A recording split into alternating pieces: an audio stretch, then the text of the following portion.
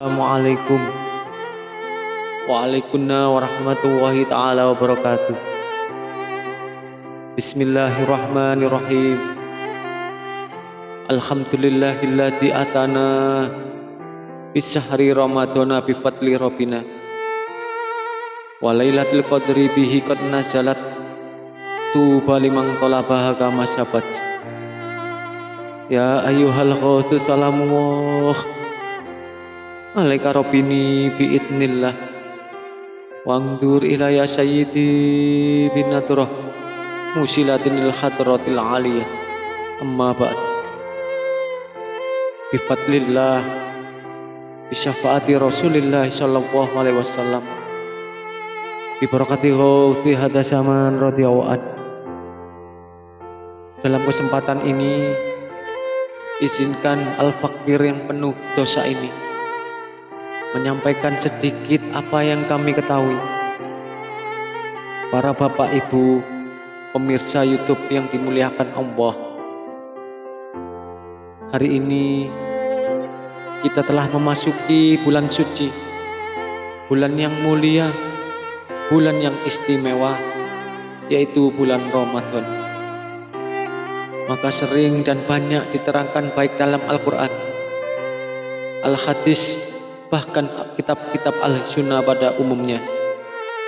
Salah satu cara untuk mempersiapkan diri dalam memasuki bulan yang suci ini, salah satu cara yaitu mensucikan hati kita, baik dari kotoran lahir, lebih-lebih kotoran batin. Dan adapun cara secara umum mensucikan hati seseorang yaitu dengan banyak berzikir mengingat Allah Subhanahu wa ta'ala dan banyak mengingat akan datangnya kematian. Karena tidak sadari atau tidak disadari, kita tidak akan luput dengan yang namanya kematian. Seperti diterangkan dalam Al-Quran, kullu nafsin dha'iqatul maut, setiap yang bernyawa pasti akan mengalami kematian. Dan Rasulullah SAW bersabda, al-mautu ya'ti baghtatan, maut itu datangnya tiba-tiba, tidak menunggu waktu tua, tidak menunggu waktu dewasa. Banyak di antara kita yang masih remaja, bahkan balita, sudah dipanggil menghadap Allah Subhanahu wa ta'ala. Dan Rasulullah SAW bersabda dalam hadis yang lain, yang insya Allah artinya, orang-orang yang paling beruntung yaitu orang-orang yang sering dan banyak mengingat akan datangnya kematian dan mempersiapkan bekal untuk menghadapi kematian. Karena hidup ini isinya hanya tahu-tahu kita dewasa, tahu-tahu kita tua, tahu-tahu kita mati. Itulah realita kehidupan. Oleh sebab itu, pelajaran yang paling baik dalam kehidupan yaitu sering mengingat akan datangnya kematian. Ya, intinya selama kita hidup di dunia ini, mari kita senantiasa mendekatkan diri kepada Allah Subhanahu wa ta'ala wa rasulihi sallallahu alaihi wasallam. Kalau dihubungkan dengan ajaran kita dalam sholat waqidiyah, kita ini sangat beruntung. Kita dikenalkan atau diajarkan mujahadah seperti mujahadah yaumiyah. Hakikatnya kita dibimbing untuk senantiasa taqarrub, mendekatkan diri, menangkisi dosa-dosa yang telah kita lakukan dalam sehari. Mujahadah usbuiyah, kita dibimbing untuk menangisi dan menyesali dosa-dosa dalam seminggu yang telah lalu. Mujahadah syahriyah, kita dibimbing untuk menyesali dan menangisi dosa-dosa yang telah kita lakukan sebulan ke belakang. mujadah, rubu sanah, nisfu sanah, bahkan sampai kubro.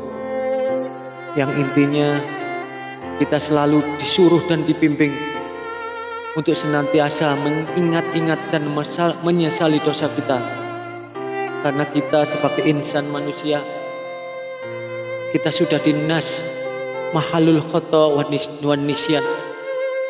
Kita ini tempatnya salah, kita ini tempatnya dosa.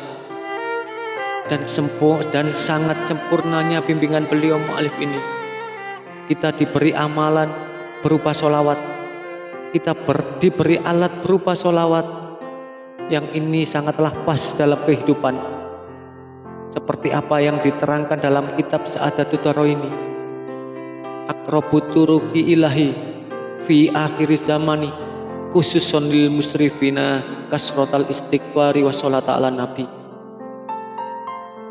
Jalan yang paling dekat untuk usul kepada Allah Subhanahu wa Ta'ala,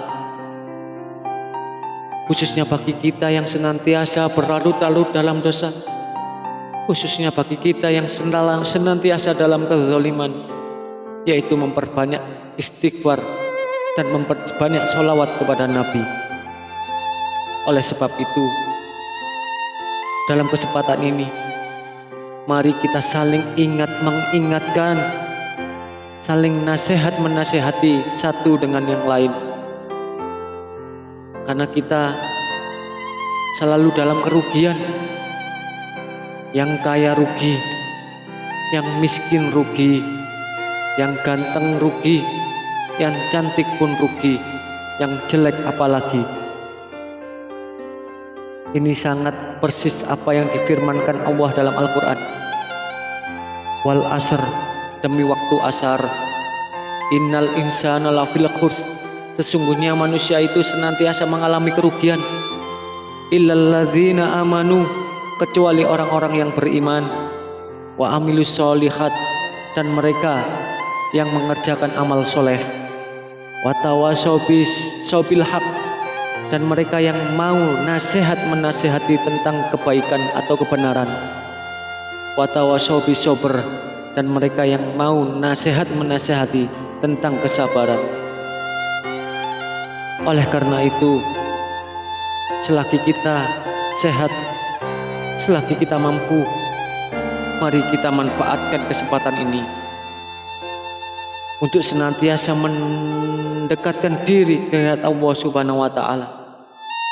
Mari kita tingkatkan mujahadah kita. Mari kita siarkan mujahadah sholawat wahidiyah ini, dan mari kita berhusnudzon kepada Allah Subhanahu wa Ta'ala. Ajakan kita ini segera disampaikan kepada jami'al alamin, dan agar supaya masyarakat jami'al alamin ini segera berbondong-bondong sadar fafiru ilallah wa rasulihi sallallahu alaihi wasallam. Tidak ada ruginya kita sebagai pengamal sholat wahidiyah, karena Rasulullah sallallahu alaihi wasallam bersabda, inna awla nasi biyaumil qiyamati asyarum alaiya sholat. Sebaik-baiknya manusia, mereka yang selalu bersolawat kepadaku di masa hidupnya, mereka akan senantiasa di sampingku di yaumil qiyamah. Dan kalau kita hubungkan dengan kematian kita, banyak ulama berfatwa atau dawuh, salah satunya yaitu inna mangkana sa'nuhu kasrota sholati ala nabi, barang siapa yang semasa hidup di dunia sering bersolawat kepada Nabi, banyak bersolawat kepada Nabi, likaunihi yasyurulahu syaraful akbar, maka akan datang pertolongan yang sangat agung. Likaunihi sallallahu alaihi wasallam, Rasulullah sallallahu alaihi wasallam akan hadir yahduruhu inda sakratul maut. Betapa beruntungnya kita ketika kita sakratul maut, Rasulullah hadir di tengah-tengah kita.